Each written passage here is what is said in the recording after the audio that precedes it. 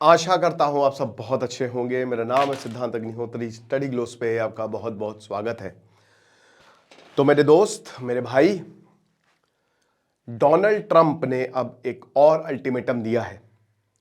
देखिए, इस लेक्चर के दो पार्ट्स हैं। स्ट्रेट ऑफ हॉर्मुज वाली बात हम करेंगे अगले लेक्चर में, क्योंकि अब आप बोलेंगे कि सर एक तरफ आप बोल रहे हैं कि हम तबाह कर देंगे। मैं नहीं बोल रहा हूं, ट्रंप बोल रहे हैं, और दूसरी तरफ ईरान को सैंक्शंस दे दिए हैं।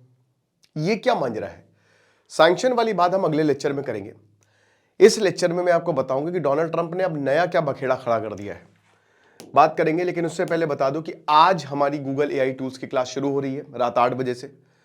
फटाक से कोर्स को ज्वाइन करें। So today is the last day. Free prompt book भी आज तक आपको मिलेगी। सर्टिफिकेशन कोर्स है मात्र 600 रुपए का। तो भाई, डोनाल्ड ट्रंप ने बोला है कि देखो बेटा, तुम्हारे पास खाली 48 घंटे हैं। किसके पास?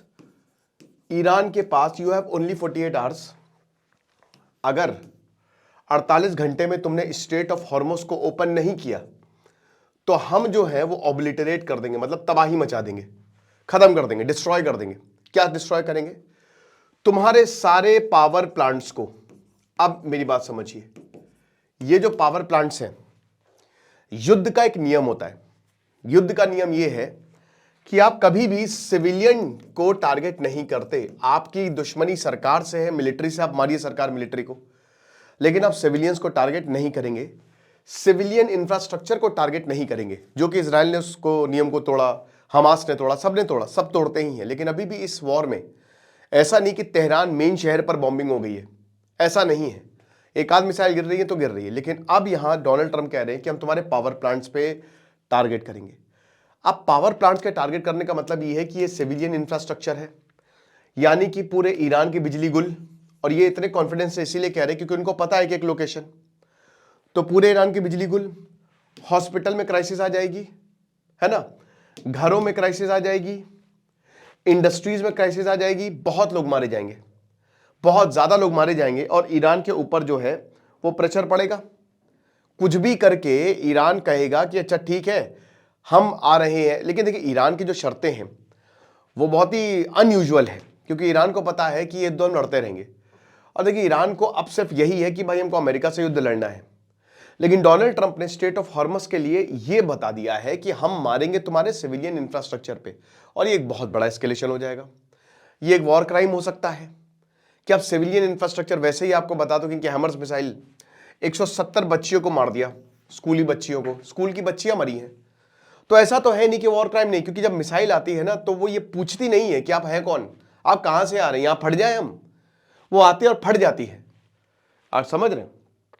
तो इसीलिए अब ईरान ने बोला है कि देखिए ईरान क्या कर सकता है। ईरान कहेगा कि अब मार दो, फिर हम आप जो ऑयल फैसिलिटी है उन पर हमला करेंगे, जो कि ईरान कर ही रहा है। लेकिन अभी भी दोस्तों, अगर गल्फ रीजन की ऑयल फैसिलिटी पे हमला कर रहा है, बट ये लगभग 30 से 40% है। पूरी तरीके से ईरान को भी पता है कि भाई ये ऑयल वॉर बनता जा रहा है, तो ऐसा नहीं है कि हम खत्म कर देंगे, हमको थोड़ा सा रिस्ट्रेंट बरतना है।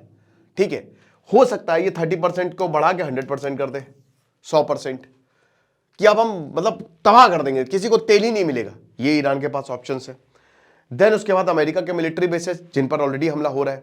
देखिए अमेरिका के पास ऑप्शंस क्या हैं। देखिए अमेरिका ये कह रहा है, यहां अगर हम जैसे ये स्ट्रेट ऑफ हॉर्मुज है, यहां है खड़ग आइलैंड, ठीक है, ये पूरा का पूरा ईरान के पास है। और ईरान क्या होता है ना कि आप हर एक तरीके से तेल निकालते हो, रिसोर्सेज निकालते हो, एक जगह से आपको डिस्पैच करना होता है। ये खड़ग आइलैंड ईरान का सेंटर है, यहां से सारा तेल जाता है, और ये जो है ना ये ईरान के कब्जे में है। अब अमेरिका कह रहा है कि हम इसी पर ही कब्जा कर लेंगे। हमने इस पर कब्जा कर लिया, अब इसके लिए हमको 2500 मरीन्स की जरूरत पड़ेगी, जो कि हम यहां पे तैनात करेंगे। कांग्रेस से ऑलरेडी $200 बिलियन की मांग की है डोनाल्ड ट्रंप ने कि हमको पैसा दो, वॉर चल रहा है, युद्ध में हमको पैसा झोंकना है मेरे भाई। ये चीज है। खड़ग आइलैंड को यहां पे देखिए, क्योंकि स्ट्रेट ऑफ हॉर्मुज को खोलना है। स्ट्रेट ऑफ हॉर्मुज इस समय ईरान के पास है, और बताया जा रहा है कि अब ईरान ने बिछा दिया यहां पे माइंस। अब ये माइंस दोस्तों मैग्नेटिक, एकाउस्टिक प्रेशर, बहुत सारी चीजें, सेंसर्स होते हैं, जैसे हल्का सा अगर शिप टच हुआ फट जाएंगे माइंस। अमेरिका के पास 4 से 5 माइन स्वीपर्स थे, लेकिन वो अब हटा दिए गए हैं। यहां पे लिटोरल कॉम्बैट शिप्स लगा दिए गए हैं। बहरीन में थे, उन्होंने रखा था। और माइन अगर मान लीजिए यहां नेवल माइंस बिछा दिए गए, अब अभी देखिए ईरान कह रहा है हमने बिछा दिए, अमेरिका कह रहा है नहीं अभी ऐसा कुछ भी नहीं हुआ है।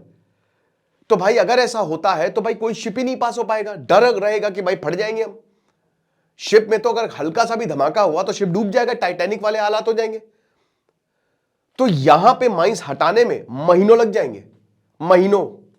ठीक है, तो ये भी अमेरिका को डर, अमेरिका के पास मल्टीपल ऑप्शंस हैं, ये बमबारी कर सकता है सीधा, जो कर ही रहा है। ऐसा नहीं कि अमेरिका कुछ नहीं कर रहा है, अमेरिका लगातार बमबारी कर रहा है, बट फिर भी स्ट्रेट ऑफ हॉर्मुज से शिप पास नहीं हो पा रहे। इधर इजराइल जो है वो गोलियां चला रहा है, इधर अमेरिका इजराइल गोलियां चला, इधर ईरान, और पीछे से ये भैया भारत की ट्रक मज्जट यमला पगला दीवाना इसे निकल गई है ना, ये दोनों आपस में लड़ रहे हैं और यहाँ पे पे पे पे पे पे पे पे पे निकल गई ट्रक अपनी भारत की।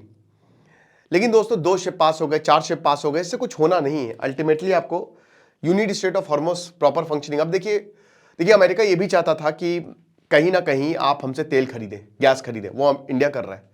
अब भारत जो है वो अपनी पॉकेट को डाइवर्सिफाई कर रहा है, भारत को चाहिए गैस, भारत को चाहिए तेल, तो वही बता रहे हैं कि भारत अब अमेरिका की तरफ जा रहा है, अमेरिका के टैंकर्स आ रहे हैं। ये भी एक मोटिव था कि ये मिडिल ईस्ट या वेस्ट एशिया से जो है रशिया की तरफ चलो ना जाओ, तो हमारी ही तरफ देख लो, तो शिपिंग को स्लो करना, ये सब ऑप्शंस हैं, ये ऑलरेडी ईरान करता जा रहा है। अब देखिए बाकी जितने भी देश हैं, नेटो कंट्रीज अभी दूर है और डोनाल्ड ट्रंप ने गरियाया है, डिएगो गार्सिया पर हमला कर दिया है। अभी एक और लेक्चर में लूंगा कि भाई यहां फिर से न्यूक्लियर साइट पर हमला किया इसराइल ने, और ईरान ने पहली बार बैलिस्टिक मिसाइल मारी है, मतलब बैलिस्टिक इन द सेंस की लॉन्ग रेंज मिसाइल। ईरान ने दिखाया है कि हमारे पास ये मिसाइल भी है। So it's a very dangerous movement, क्योंकि 48 घंटे बहुत ही कम टाइमलाइन है। अब देखिए 2 चीजें हैं, हो सकता है ये डोनाल्ड ट्रंप की एक प्रेशर टैक्टिक हो सकता है डोनाल्ड ट्रंप ने बोला है कि यार नहीं, प्रेशर बनाओ, 48 घंटे का समय दो, तो फिर ईरान जो है इस बात को माने और ईरान जो है स्ट्रेट ऑफ हॉर्मुज को खोले, या फिर ये रियलिटी में ये करने वाले हैं। 2 ही पॉसिबिलिटी है, या तो खाली एक वही है कि चलो कोई बात नहीं, if you hit I hit, नहीं तो आएंगे हम मारेंगे। बट देखिए जब तक ईरान में रिजीम चेंज या जो भी बोल रहे हैं ना, you need boots on the ground, जब तक आपकी मिलिट्री वहां पे नहीं जाएगी।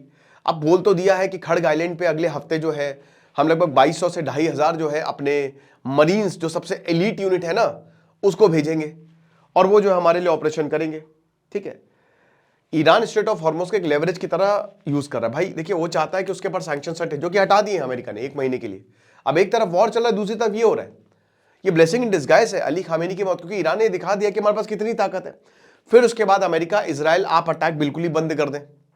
अब आप देखिए मसूद पज़ेश्कियान ने कहा है कि वही 3 कंडीशन जो मुताबा खामेनी रखी थी, वही मसूद पज़ेश्कियान बोल रहे हैं। लेकिन जो कंडीशंस हैं कि भैया तुम अपने बेसेस जो है वो हटा लो, हमको भत्ता दो जो तुमने इतना नुकसान किया है, ये इतना आसान है। ये तो वही बात है ना कि अमेरिका, आप ये मानिए कि आप हार गए हैं, ये कभी होना ही नहीं है, इनमें से एक भी शर्त जो है वो नहीं मानी जाएगी।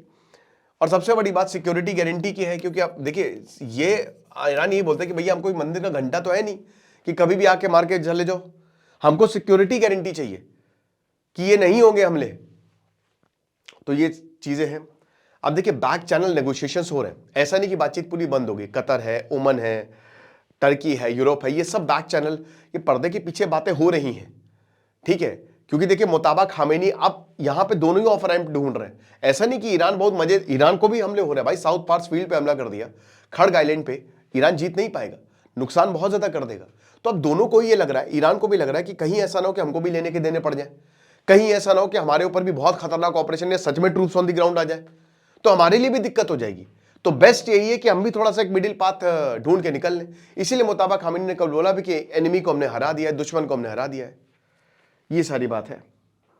और अगर मान लीजिए कि एकदम से स्ट्राइक करता है, 48 घंटे में भी स्ट्रेट ऑफ हॉर्मुज नहीं खोलेंगे, जो कि नहीं खोलेंगे ये, तो आप ये मान के चलिए कि फिर इमीडिएट रिटेलिएशन ईरान कर सकता है, जो कि कर ही रहा है। जितने भी इजराइल के टारगेट्स हैं, अमेरिका के टारगेट्स हैं और ऑयल फैसिलिटी है, और ज्यादा हमला बढ़ा देगा और खतरनाक तरीके से। बैलिस्टिक मिसाइल को फिर प्रॉक्सी मिलिशियाज, अभी प्रॉक्सी मिलिशियाज हालांकि वो सर्वाइव कर रहे हैं जो प्रॉक्सी मिलिशियाज है, बट फिर भी अनलीश कर सकता है ईरान की जाओ जाओ जाओ जाओ, तुमको जिसको मारना है मारो, जो करना है करो।